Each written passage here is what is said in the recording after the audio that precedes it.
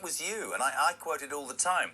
Under Keir Starmer, more illegal migrants have broken into this country in 18 months than we now have in our combined Air Force, Naval and Armed Forces. That is without any shadow of a doubt, Zia. That is embarrassing, humbling. They've shredded the armed forces and it's come back to bite them, hasn't it? Well, it's humbling. It's also terrifying. Yeah. I mean, almost 200,000 people have turned up on our beaches uninvited, basically broken into the country illegally over the last 8 years. That's more people than stormed the beaches of Normandy on D-Day. The vast majority of those are men. The majority of those are of fighting age, and they are coming from countries like Iran, Afghanistan, Syria, Iraq. So this is a huge problem. And look, if you really want to know why our Navy is incapable of getting it destroyed in the war on any sensible time frame, I'll tell you why. It's because this country currently spends almost 5 times more on welfare than it does on defence. For example, it's because the British taxpayers spent north of £200 billion over the last couple of decades in real terms, in terms of foreign aid, are spending money on things like contraceptive programs in Pakistan or Road to Nowhere in Latin America.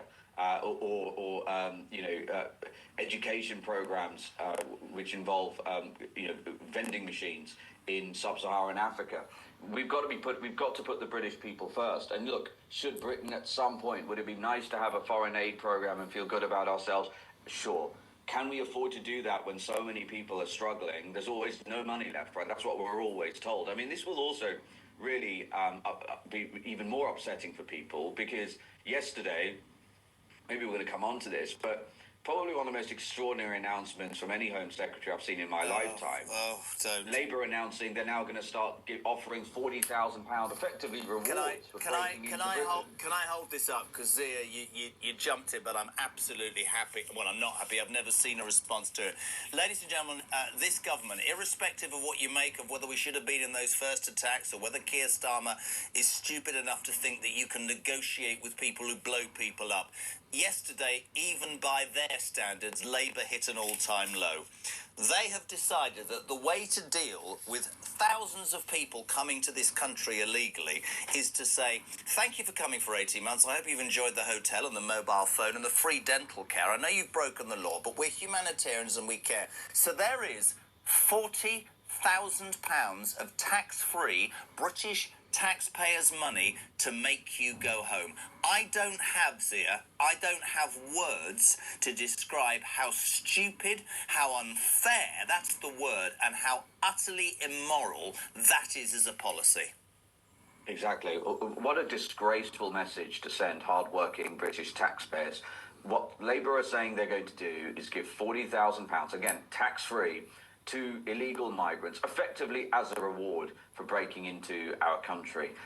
Imagine, just for people listening to this program right now, consider how hard and how long you would have to work to make that money after tax, £40,000. It's a huge amount of money. And what makes it even more spectacularly stupid is that the border is still not secure.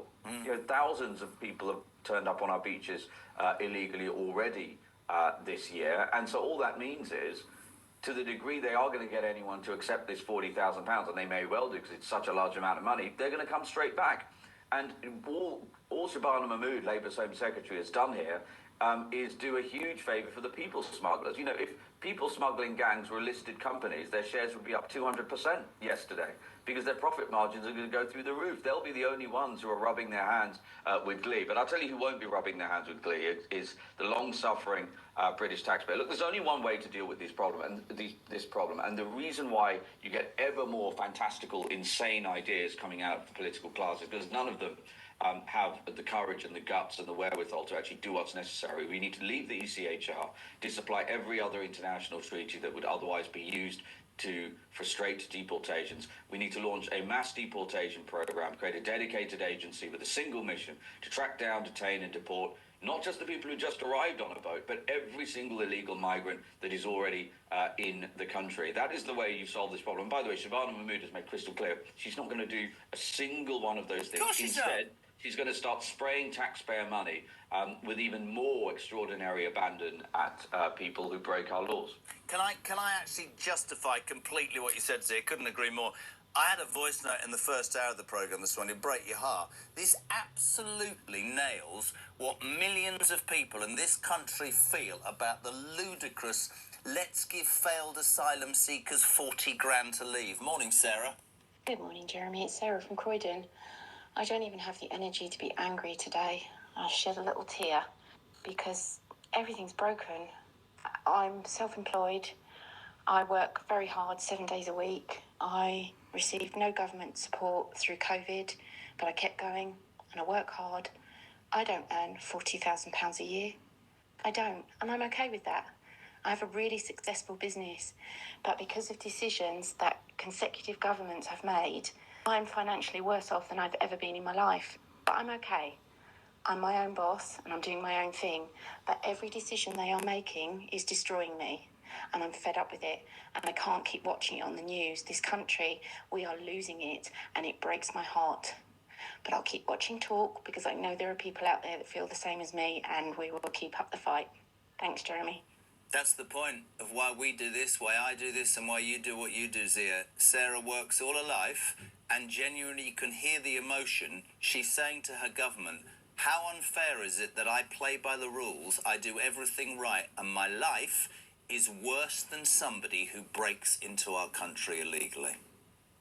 Well, I think millions in this country would sympathise with what Sarah's just said. I completely agree with that. And yeah, that's a big reason why I'm in politics. Look, it's time we had a political leader and a political party in power in this country who will make decisions through the lens of what's in the interest of the British people. That doesn't mean life changes overnight for everybody. It doesn't mean that it's all of a sudden sun and roses, but it will mean that the extraordinary unfairness that British people have been subjected to, frankly, for decades, again, it started under the Tories, continued under Labour, will be, that period and that era will come to an end. And, you know, I talked about this in my speech at the beginning of last week, where I talked about all of the injustices that are now really baked into our justice system as a result of things like Article 8 of the ECHR, where literally brutal, savage foreign national murderers, their right to a family life, and that's a quote, is put above the rights of victims, of the families of victims of murder, for example, in this country, at the hands of those same people, and those people are able to stay in our country. Already, British taxpayers are spending north of £7 billion a year just on accommodation and a small part of Border Force's budget alone on the illegal migration problem. That's before you talk about the NHS and any number of other huge expenditure items for the state where the government just simply hides the data. And this is what's so spectacularly unfair about it. How many times are British people told there's no money left? You know, Sarah owns a business. She runs a business. It's successful. And the decisions that Labour government has made, and by the way, the Tory government have made to make her life endlessly more difficult. You're going to submit your tax returns 4 times a year now. We're going to make you do that. We're going to increase the cost of employing people through the national insurance contributions by 2%. Oh, we're going to change the goalposts on inheritance tax. By the way, don't even think about being a farmer because we're going to persecute you in every possible way we can. We're going to have the most insane energy policy so that your energy bills are the most expensive in the developed world, not by a little bit, but by a country mile. And don't complain about it because we're diverting all that money to people whose first act upon coming into this country was to break our laws. And by the way, if they terrorize local populations, if they commit crime, in many cases, it improves the likelihood that they are granted asylum. I mean, I talked about people often, we've become so desensitized to this. There are cases where